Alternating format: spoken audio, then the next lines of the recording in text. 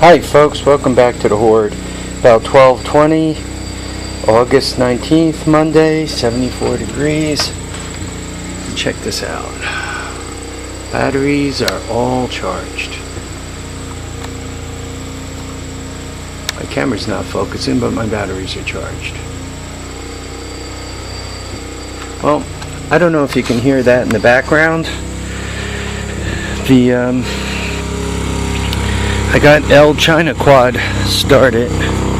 This Baja thing. So there she is.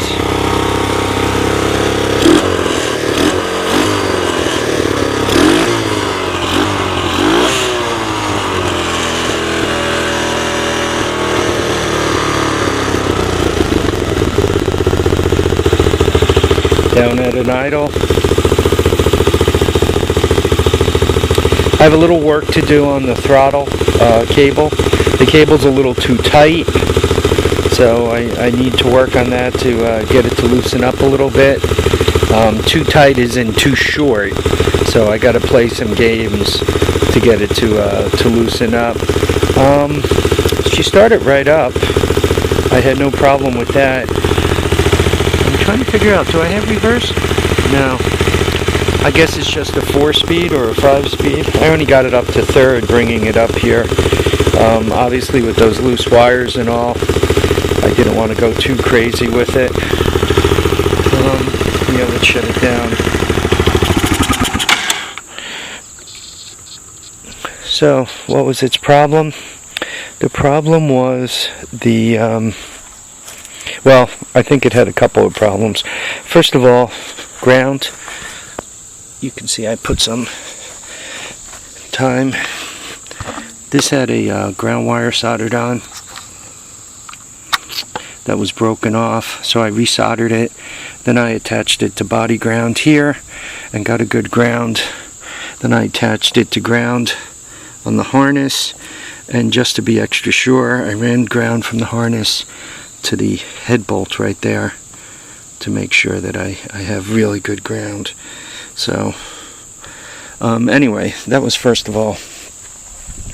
Second of all, I went through the entire wiring harness. I don't know if I still have my diagram over here.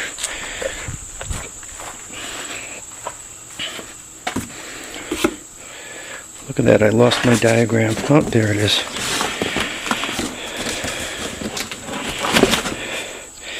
Anyway, I went through the diagram.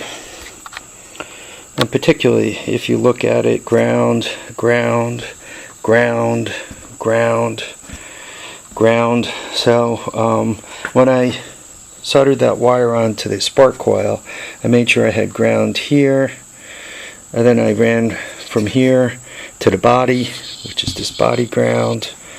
Let's hope these are hooked up internally to ground, eh? This ground is good, because once again, when I ran the wire, I ran it from here, basically to here, then clipped onto it and hooked it up real tight to here. So I made sure I had a good ground. But even after doing that, it didn't start. So I changed the CDI for a second time. Remember, I bought a spare CDI. I put the old CDI in and it didn't start. Then I put in the second new CDI and it fired right up. And I'm not quite sure why it did that. As a matter of fact, probably what I'm going to do now is I'm going to put in the first new CDI again to see if it'll fire up on that. Maybe it was just a freak of nature.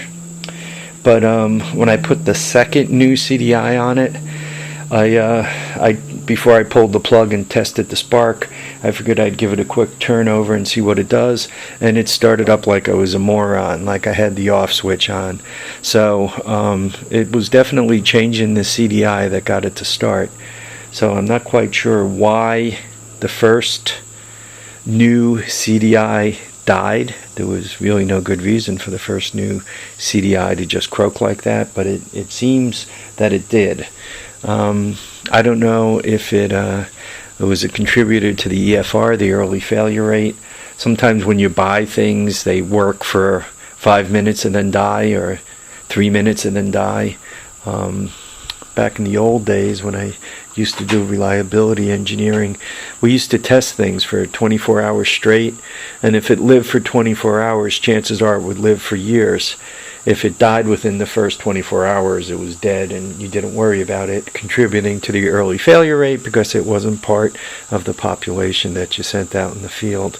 How's that for talking all technical and all? So, China Quad is running.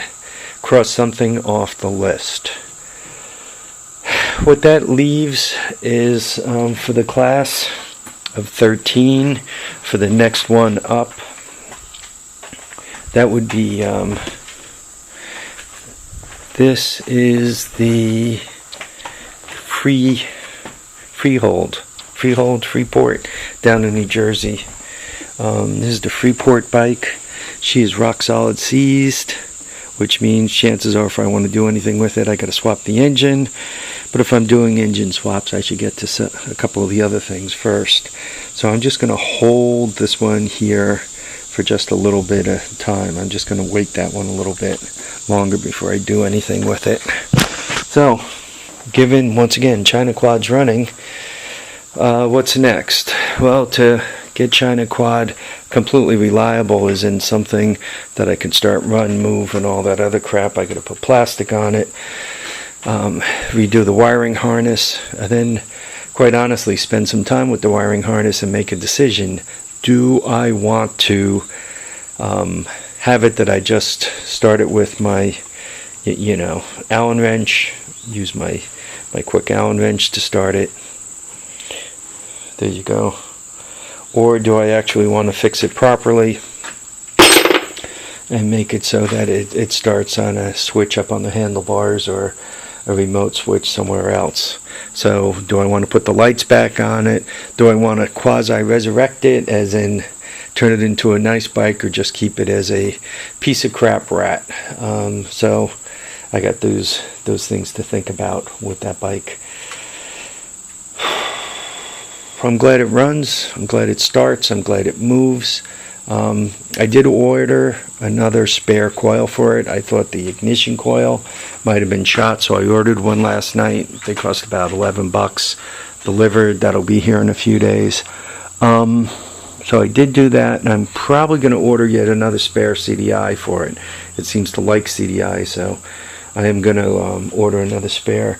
The spare on it actually kind of has a brand name, and I think it was the more expensive of the two spares I bought.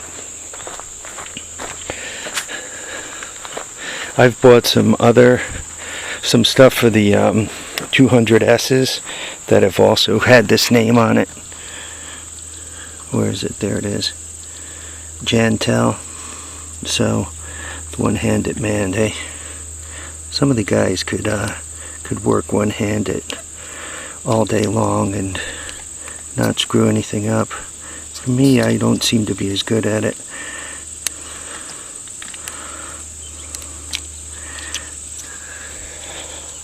So, this one here, I think you guys can see that, right? Jantel. Yeah, so anyway. They seem to be more of a brand name China supplier.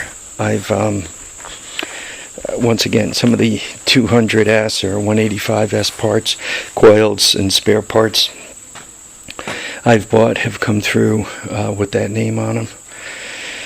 Alright folks, so one more runner to add to the pile. That's a good thing. Folks, live, love, and have a great time. We'll catch you on the next episode of The Horde, which will be when I figure out what I'm doing next. So, till then, remember, tires down, handlebars up. Live, love, and have a great time. Thanks for watching.